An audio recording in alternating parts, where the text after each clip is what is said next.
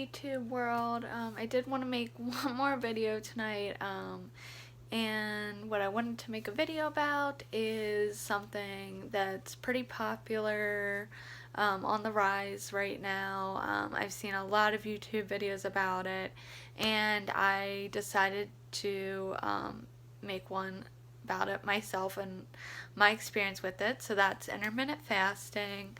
I did do it for about a week.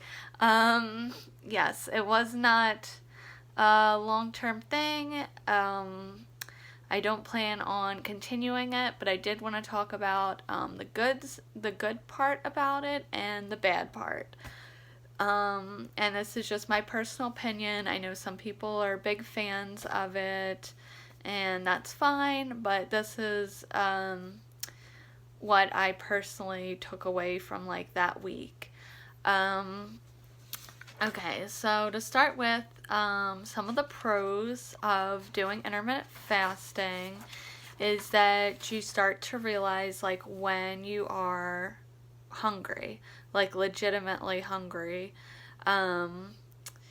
Because I think a lot of times, I know for myself and for a lot of other Americans, I just eat a lot of times because I'm bored or I'm stressed out, or a lot of times when I'm tired and like I need to stay up, so I'll just you know how do I put this? I just start like eating and putting things in my mouth.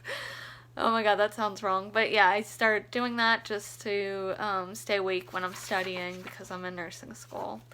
So I do that a lot. And I also did that a lot when I worked in a call center. I think I just ate a lot of times because I was bored, because I was on break, and what else was I gonna do for 20 minutes?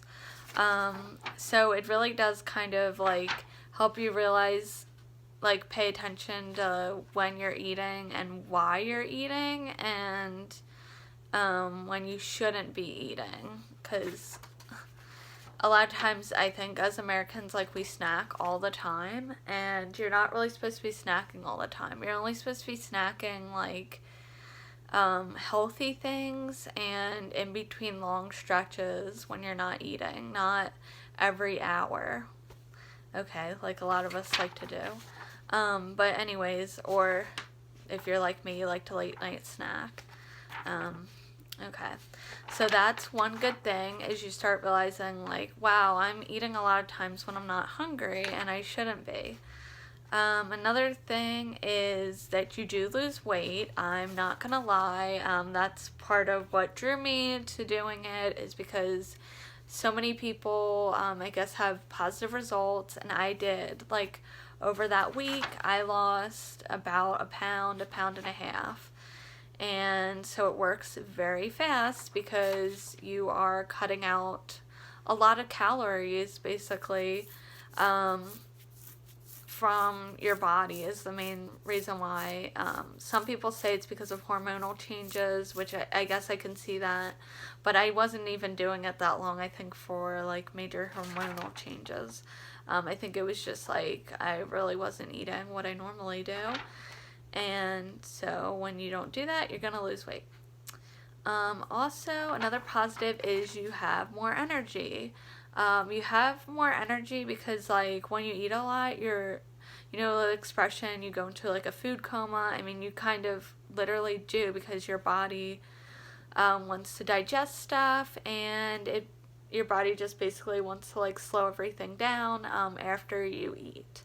So that's why when you don't eat, you're kind of more stimulated, and your body is not like doing something else, so your mind is more like alert. And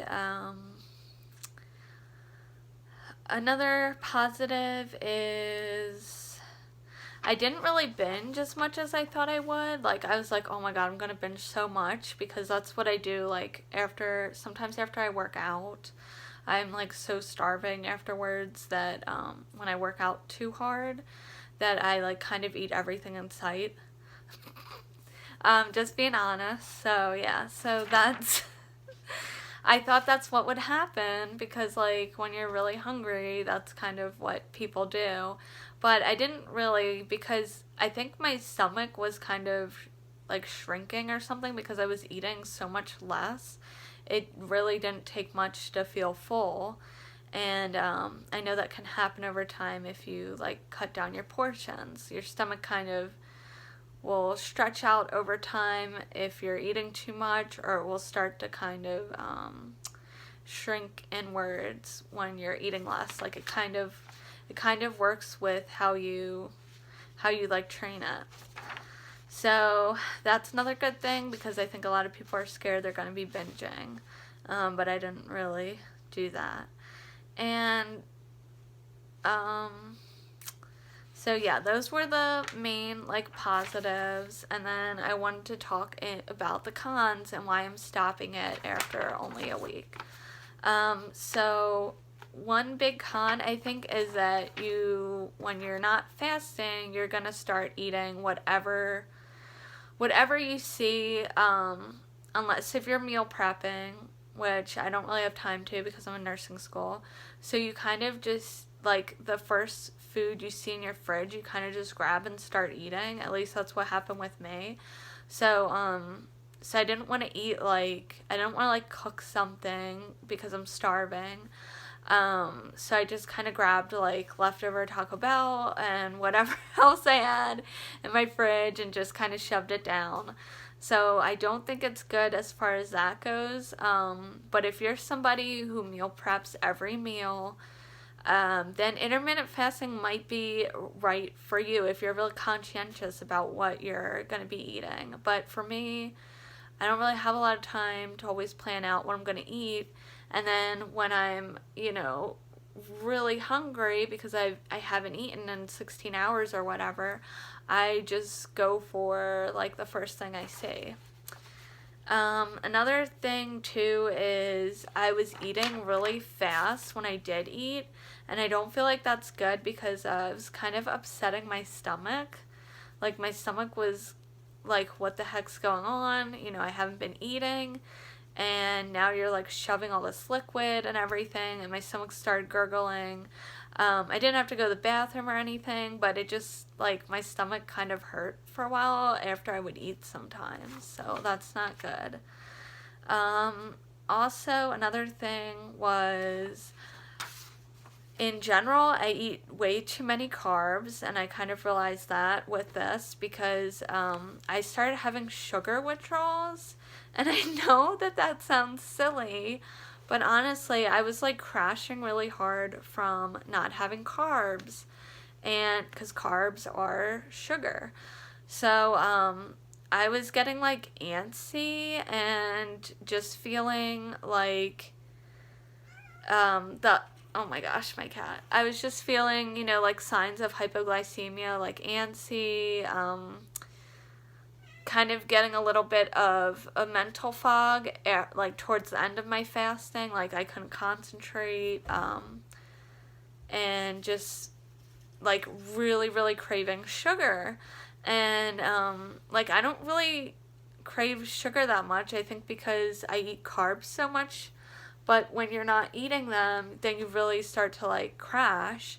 So, like, one time, one of the days I was doing it, after I was done fasting, I just, like, grabbed whipped cream and, like, sprayed it in my mouth. Which I normally think is really gross when people do that, but, like, I don't know, I really had the urge to do that, so I did that. And, yeah, so, the good thing is it taught me I need to stop eating so many carbs. But the bad thing is, like, then I was overloading my body with sugars, which I don't think is good because then, like, what I've learned with diabetics is you kind of want to always keep them on regular insulin. So you don't want them having, like, these big sugar sugar diets, because then they're making more insulin, and insulin's produced by the pancreas, so you're overworking the pancreas over time, and then eventually your pancreas stops making insulin. So anyway, that's a whole nother story, but basically it's not good to be like having these big like lots of sugar and then no sugar, because you're like confusing your pancreas, you're making it overwork itself. So yeah, I don't think that's good. I mean, it's good that it alerted me that I need to cut down on especially those sugary carbs that I'm eating. But I don't think it's good, because then I kind of go through such withdrawal and am overloading my body with sugar when I'm done with the fasting. But if you're somebody who doesn't really have carbs and you're like a healthy vegan, or you're on like the ketogenic diet, then intermittent fasting might be okay for you. But I love my carbs, so yeah. Doesn't really work for me. The other thing too was I kind of was obsessing with food. So like especially towards the end of fasting, that's kind of all I could think about. And I know there's there's like tricks you can do to kind of keep your mind off of it, but I was okay with it. But like then when the day would kind of slow down, like when I was driving home an hour and not really doing much, I started obsessing about food, and I don't really like that, because then you're like, I don't know, then you get home and you're thinking about like what unhealthy thing you can eat and reward yourself with, and I just think it's like a bad mentality when you're obsessing about food. Yeah, so I didn't like that. Oh, and this is a huge thing that I think is like a downfall of intermittent fasting, is you really have to be somebody who is like eating healthy and tracking like your vitamins and minerals, because I think it's very easy with intermittent fasting to not be getting enough of your vitamins and minerals. I don't really think I get enough vitamins and minerals as it is, and then when I was reducing my calories to like one to two meals, a day, I think that made it very hard to be getting them, and I don't think I was. So I mean, yeah, I take multivitamins, but it's no like replacement, so you have to be really careful if you're intermittent fasting, making sure that you are eating like a ton of fruits and vegetables when you're not fasting. Okay, and then the other major problem I think with this is like sustainability. I don't think it works well when you're like in nursing school like me, because you don't really have time to meal prep and kind of be balancing out that fasting. And when you're obsessing about food, like towards the end of the fasting, it kind of interferes with studying, or being in lecture, you're supposed to be paying attention, you're thinking about food, and you kind of start getting a little bit like of a mental fog towards the end of fasting, I think, for me, when I was going through like those sugar crashes. So I don't think that's good. So I don't think it's very sustainable if you have a lot going on in your life at the moment, or if you're the other reason why it might not be sustainable is if you go out to eat a lot with your family and friends. It's kind of hard because eating and everything is like a social event. So like I know when my family comes to visit me here in the beginning of May, I'm not going to be able to keep this up, because they're going to be wanting to go out to eat for breakfast and dinner and this and that, and it's not really going to be working well, like doing the fasting thing. I mean, you can do it. I know people do, and when they go out to eat, they just get like coffee or whatever. But to be honest, I don't think I really will enjoy, like, I don't really get to see my family a lot, and I just kind of want to enjoy being with them and that time together, and enjoying food with them. So I don't think it's very sustainable, like, especially when you have family visiting, or you go out to eat a lot with your friends, for instance. That's a negative. Okay, so overall, what I learned from this is that I need to cut out some of those bad carbs that I eat that are like, have no nutritional value and have way too much sugar, probably like my Pop-Tarts and stuff like that. Yeah, stuff like that. And like, I like to eat a lot of like chocolate and stuff, and I probably should go to like dark chocolate or something that isn't as bad for me, because I realize I have way too much sugar. Yeah. So that's something I need to cut down on. I might get like stevia for my coffee or something, just so I'm not having such like sugar problems, because even if you're not fasting, it's not good to be having all that sugar in your body all the time. Like I said, it's overworking your pancreas when you have more sugar, or if you're having way too much sugar. So I need to cut down on that.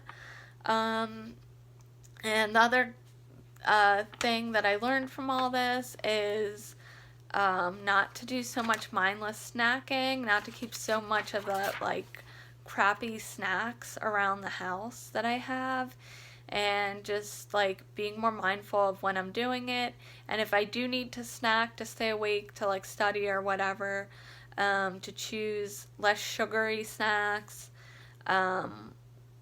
or less like calorie snacks as well, is something I'm going to be doing.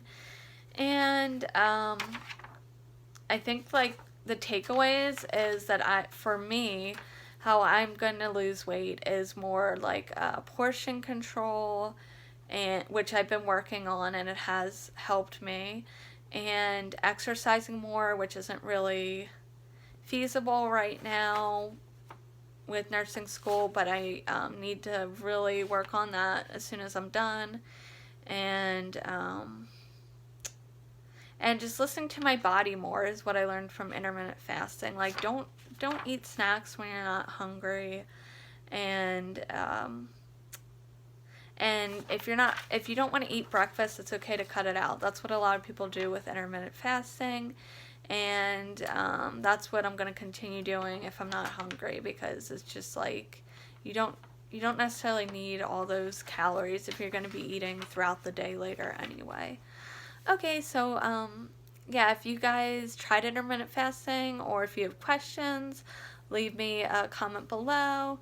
Like this video if you think it was helpful. I just tried to be honest and give my experience. I do think it can be helpful for other people, even if it didn't work for me, especially if you have the time to like meal prep, or you already have like a healthy vegan or ketogenic or paleogenic, whatever those million diets are that are healthy. Yeah, if you have those already, this can work for you.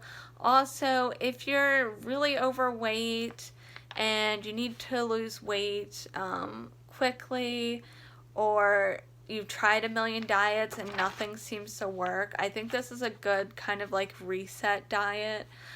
Even if it won't work in the long run, it will help you lose weight short term, and it will also kind of help you listen to your body better, realize when you are hungry, realize if you're eating too much sugar, that sort of thing. So that's what I think this diet is good for.